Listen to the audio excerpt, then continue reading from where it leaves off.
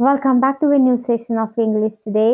ഇന്ന് നമ്മൾ പഠിക്കാൻ പോകുന്നത് സൈസ് എങ്ങനെയാ സൈസ് ഇംഗ്ലീഷിൽ ചോദിക്കുക, സൈസിനെ കുറിച്ചുള്ള ക്വസ്റ്റ്യൻസ് ഒക്കെ. നമുക്ക് ഹൗ വെച്ച് ചോദിക്കാം, അല്ലെങ്കിൽ വാട്ട് വെച്ച് ചോദിക്കാം. നോക്കാം. ഈ റൂമിന്റെ വലിപ്പം എത്രയാണെന്ന് ഞാൻ ചോദിക്കാം. നിന്റെ റൂമിന്റെ വലിപ്പം എത്രയാണ്?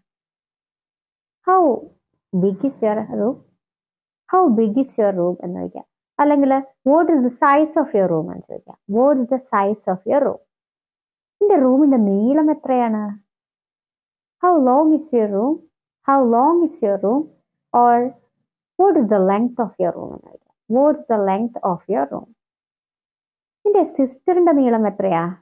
How tall is your sister? How tall is your sister?